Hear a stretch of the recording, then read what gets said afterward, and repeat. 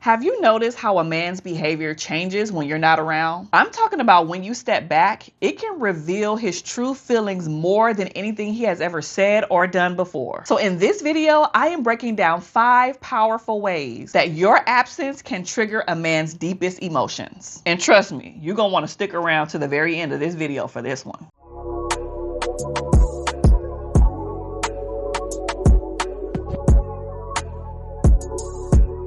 Hey everybody, welcome back to another episode of Keeping It Real with Kiaundra. I am your host, licensed marriage and family therapist, Kiaundra Jackson. And before we get into it, I need for you to put in the comment section, which one of these things have you experienced in any of the dating or long-term relationships or even marriage that you have been a part of when it comes to triggering a man's emotions due to your absence? The first way you trigger a man's emotions with your absence is you give him a taste of what life is like without you. Your absence creates this contrast of what a life would be like with you or without you. So what this speaks to is that he might feel the emotional weight of your absence because you're no longer being present. And this could be him feeling the weight of your absence physically, the weight of your absence sexually, if y'all are engaging in some type of sexual intercourse, the weight of your actions, even conversationally, because this is going to cause him to think about all of the ways that you made him feel. And if he really is trying to be with you, this is also going to trigger a feeling of loss or regret for his actions. The second way that you trigger a man's emotions due to your absence is that you create space for self-reflection. Your actions should give him time, space, and opportunity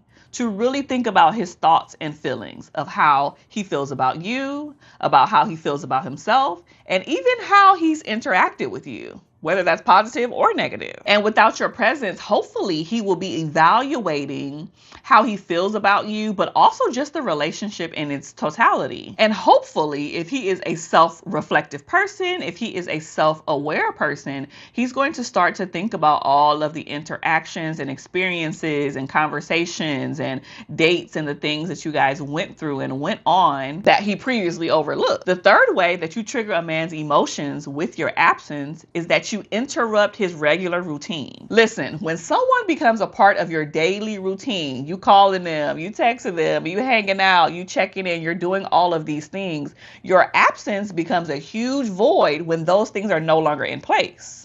So if he used to call you at 8 o'clock in the morning and you ain't talking to him at 8 a.m., he's going to feel a type of way. So this is probably going to make him feel unsettled because all of the familiarity, all of the interactions and the engagement that he had with you is no longer there. It's like this missing piece and there's a void and a gap there. And hopefully this encourages him to appreciate the connection that you guys had because he's probably or was probably taking you for granted. The fourth way that you stir up a man's emotions with your absence is that you trigger his fear of abandonment and rejection. And this isn't for all men, but for some men, your lack of presence really triggers past situations, past experiences, past relationships where something similar may have happened to him. And that doesn't have to be a relationship, a romantic relationship, but it could have been a relationship that he had with a parent or a family member or a coworker or something of that nature where there was some type of abandonment or rejection or some type of negative experience attached to it. And if I'm being honest, this can go one of two ways. This can help him because he's going to be more reflective and saying like, whoa,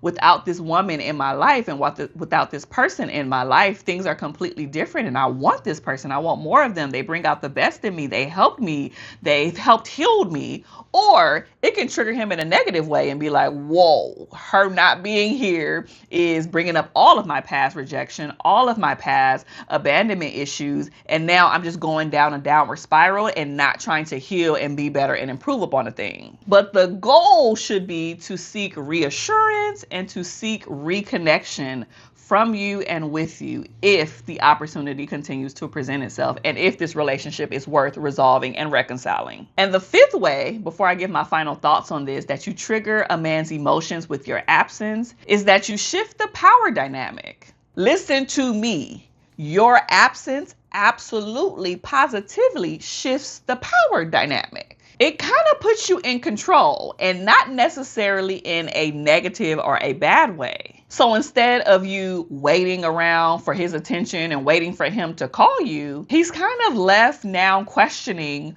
where do we stand? Where do we go from here? What do we do next? And the ball is basically kind of in his court, because if he wants the relationship to work, he's going to do better and be better. But what this does, it also not only triggers a sense of control on your end, but it also allows curiosity and regret and loss to pop up as well. And hopefully, like we mentioned previously, if he's that type of person to be self-reflective and aware, he's going to understand that this is somebody that is not worth losing. Now, my final thoughts on this is I have been a couples therapist, a licensed marriage and family therapist specializing in relationships for over a decade. I've worked with literally thousands of couples at this time. And for whatever reason, I don't know why this is the case, I have seen men and women, so this isn't just, one way or the other. I have seen one partner or one party of a relationship dip out and be like, deuces, I'm done with this. I'm over it. I don't want to be with you no more. Stop calling me. Stop texting me. And for some reason, it causes the other person to come running after them because they're realizing